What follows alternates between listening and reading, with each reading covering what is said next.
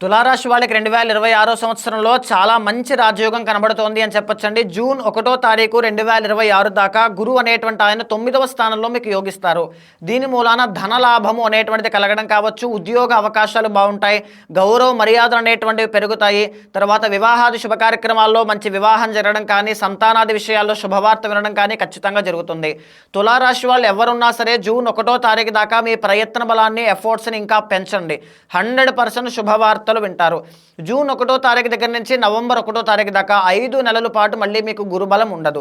So ఈ 5 నెలల్లో ఉద్యోగంలో మార్పులు చేర్పులు, అసంతృప్తి, ఖర్చులు విపరీతంగా పెరగడం, చిన్న చిన్న అవమానాలు చూడడం, ఆర్ లేకపోతే అప్పులు కానీ ఇలాంటివి జరిగే అవకాశాలు ఉంటాయి. చాలా కేర్ఫుల్గా నిర్ణయాలు తీసుకోవాలి. నవంబర్ 1వ తారీఖు దగ్గర నుంచి డిసెంబర్ 31 దాకా గురువు అనేటువంటి ఆయన మళ్ళీ యోగిస్తారు.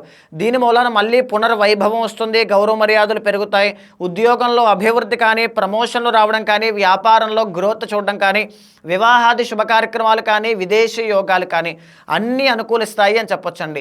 ఈ సంవత్సరం మొత్తము కూడా శని మీకు యోగిస్తూ ఉన్నారు. దీని మూలాన మీరు పడిన కష్టానికి తగిన ప్రతిఫలం ఎక్కడికి పోదు, వెతుక్కుంటూ మీ దగ్గరికి వస్తుంది. సో తప్పకుండా ఈ సంవత్సరంలో ప్రాపర్టీస్ కొనడం కానీ, వాహనాలు కొనడం కానీ, సంతానాది విషయాల్లో శుభవార్త వినడం కానీ ఖచ్చితంగా జరుగుతుంది. పంచమ స్థానంలో మీకు రాహు అనేటువంటి ఆయన బాగాలేదండి. ప్రేమ వ్యవహారాల్లో జాగ్రత్త పడాలి. సంతానం కలిగినటువంటి వాళ్ళు సంతానం యొక్క ఆరోగ్యం విషయంలో జాగ్రత్తగా ఉండాలి. ఏదైనా ఆర్గనైజ్ చేసేటప్పుడు ఒక వ్యవహారాన్ని మీరు చూసుకునేటప్పుడు కొంచెం జాగ్రత్తగా ముందుకు వెళ్ళండి. ఎందుకంటే చిన్న చిన్న అవమానాలు కనబడుతూ ఉన్నాయి. మీ మీద ఎలిగేషన్స్ వచ్చే అవకాశాలు ఈ సంవత్సరంలో కనబడుతూ ఉన్నాయి. కేతు అనేటువంటి ఆయన సంవత్సరం మొత్తము కూడా మీకు అనుకూలిస్తారు.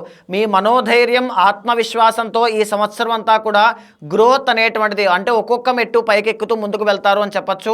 తులారాశి వాళ్ళు 2026లో వివాహం కాని వాళ్ళు కానీ, సంతానం లేని వాళ్ళు కానీ, ఉద్యోగం లేని వాళ్ళు కానీ ఎవ్వరూ ఉండరు. 2026 ఖచ్చితంగా ఒక మంచి అవకాశాన్ని మీకు ఇవ్వబోతోంది అని చెప్పచ్చు.